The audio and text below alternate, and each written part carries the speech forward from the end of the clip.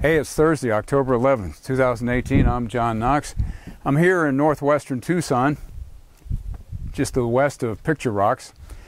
I want to give a quick 5-minute summation as quickly as I can of Chris Haskell's case, his experience, and what I believe the future may hold for other people like Chris Haskell. I've got a stopwatch running here. Let's see if I can do it. To bring everyone up to speed, Chris Haskell was an amazing, avid, passionate, anti-geoengineering activist in Tucson for over 10 years. He posted thousands of signs trying to warn people about the dangers of geoengineering that was happening right over their head. But he also posted signs against Monsanto. He posted signs against the Council on Foreign Relations when he first got started. Chris was an avid Ron Paul supporter and posted tons of signs during that campaign. He also posted signs against vaccinations and, I believe, abortions. You've got a guy who is tremendously driven to give people information that can benefit them. Okay, so around 2015, 2016, the authorities, I'll call them the cops, started showing up at Chris's house on a regular basis, multiple times, probably 6 or 7 times, in force, looking for him. But they never took it past, oh, he's not here, okay, and they drove away. So that's what I would call harassment, but it's definitely a part of Chris's context.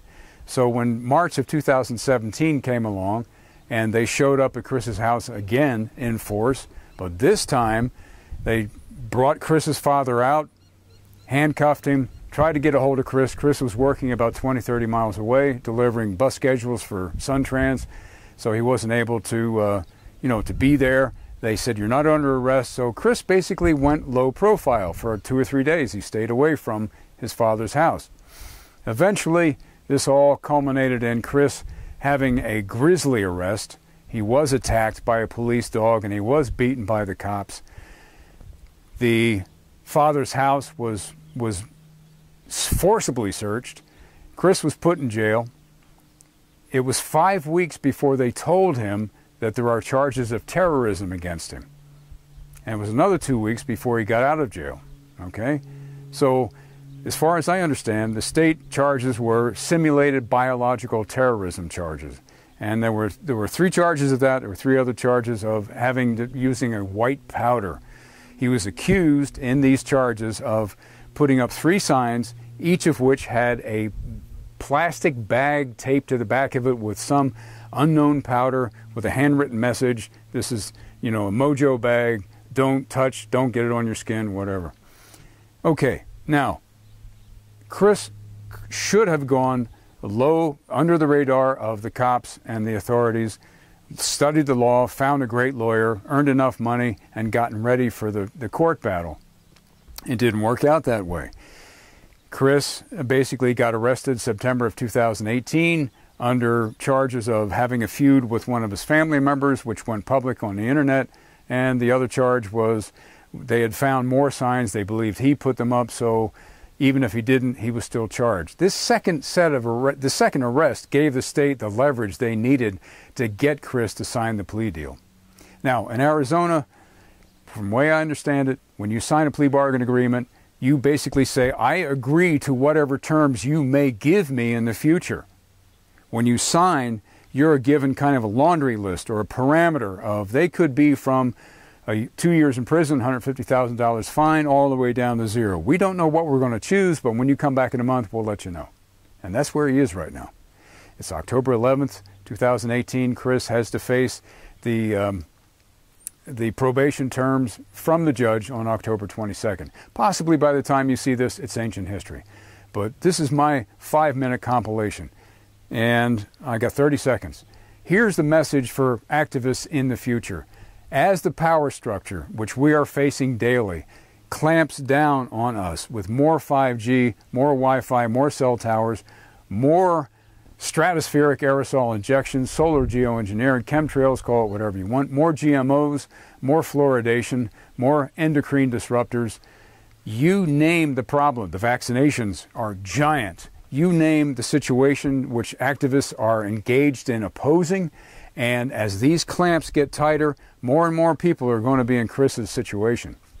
They're going to be activists who now have the attention of the authority. The law is brought to bear, and my advice to you is get a good attorney, learn the law, stay low profile under the radar, so when you get into court, you get a chance to beat these people, because they can be beaten. Chris, because of his own personality and kind of independence, didn't go that route, and that's why it wound up this way for him. But for other activists in the future, take a lesson from what has happened here. That's why I came down here from Los Angeles, because I felt that this guy earned my support years before I showed up, and the least I could do is tell the best story I can. Now, the common sense of this situation is when you want to learn about what has happened, go to the people that have been involved. And I've talked to Chris's friends. I've talked to many people that were supporters of his. That brings me to one other point, unexpectedly. As an activist, there are times when the lone wolf is great, more effective than the group. But in the future, as you do your activism, as I do my activism, I'm cultivating a group who know me and support me.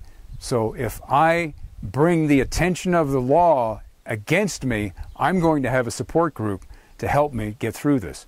Chris wasn't skilled at that. It just wasn't his thing. He was a lone wolf, crazy guy, rowdy guy, and that's fine. That's what it takes to do this stuff.